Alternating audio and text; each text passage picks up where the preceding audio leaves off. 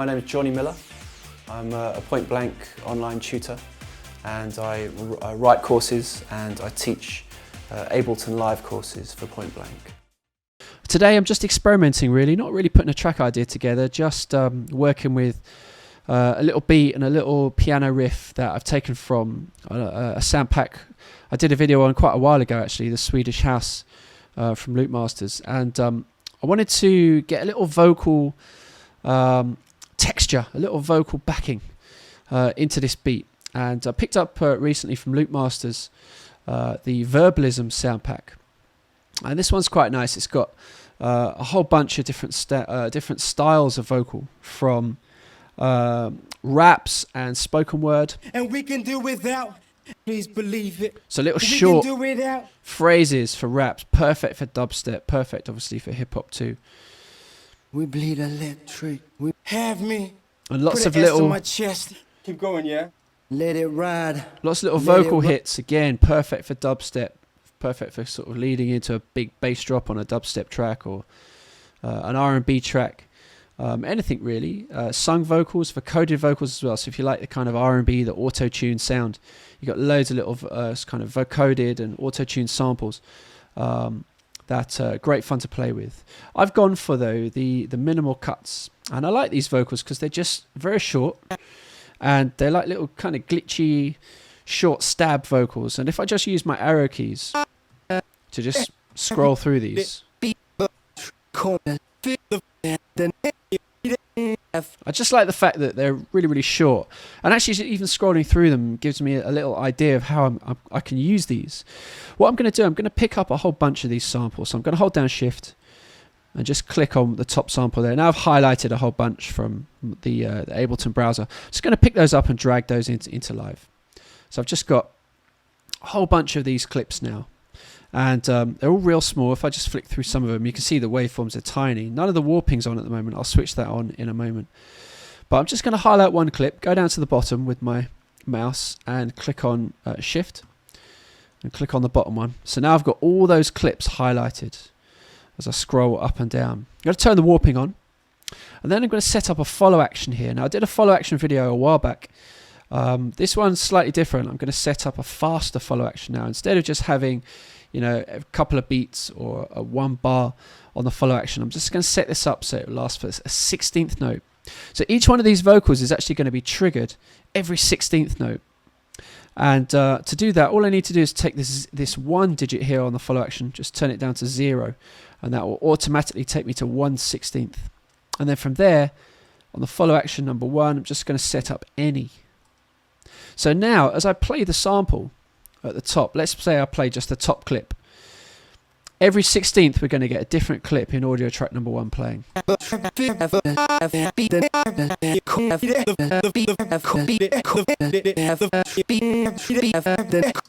So you can see what's happening there. We're getting real fast playback on all these different clips. And because they're all ever so slightly different, we're never going to get the same thing twice. We're always going to get slightly different patterns. Now also, while I'm here, while I'm sort of setting that follow action up, what I could do is another technique I've covered recently in videos, which is the transient loop envelope. And if I just set that to 16ths and take the transient loop mode to play stop, and then the envelope decay, take it right down, I can get more of a kind of staccato, glitchy sound on those vocals. Because now, after each 16th plays, the first 16th of each sample is fading out, so we're getting a slightly tighter, clipped sound. Okay, so now that's set up. I'll just leave that to do its thing, and let's have a look at the beat. If I just bring the vocals down, and this is how I want this to work. I want my beat to just play and the vocal textures to just sit kind of in the background, constantly changing. And it's a nice way to retain a bit of interest in a beat, you know, especially if you're just using the same couple of bars over and over. to have an extra like texture behind it, like a vocal part or even a percussion part. I could try this same technique with short little measures of conga patterns or bongo patterns, maybe not set up to 16ths, but up to maybe 8th notes or some kind of triplet pattern. That would just be really, really interesting. But here I've just set it up to 16ths, so I get this fast interplay, this fast kind of chopping effect with the vocals. Now, what would be really nice is if I set up some effects on this track as well. The first thing I'm going to do is use EQ3 just to take off some of the bottom end. So the vocals have got that kind of transistor radio effect on them. We get that with EQ3. We get more of a kind of filtered effect with EQ3. I'm also going to set up a sidechain compression action on the vocals. So if I just open up the sidechain option on the compressor, switch it on, take the audio from Swedish Beat, there we go. But now, because the Swedish Beat has got kicks and snares and hi-hats in it, I'm going to use the EQ just to home in on the low frequencies coming from that beat. So what we'll get now is the kick, and you can see it there on the input, the threshold. The beat is triggering that compressor now. And if I bring the threshold down, we start to get that nice pumping effect that we get with sidechain compression. And it's just meaning that whenever the kick plays, we're getting that ducking effect.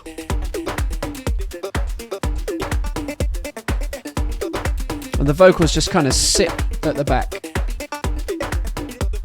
And that just bounces along really nicely with the beat.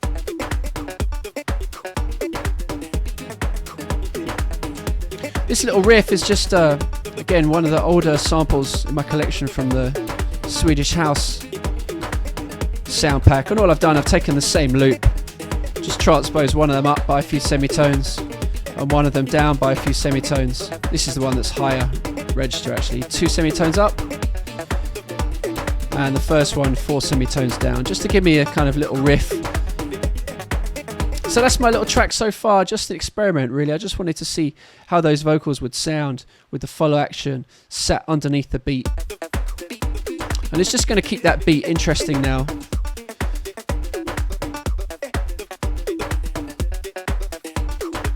As I kind of think about adding other elements. Right, you can learn loads of cool stuff like this at pointblankonline.net. And I'll be back again next week to show you some more little cool tricks with Ableton Live 8 and sounds and samples from clickproduce.com. Peace.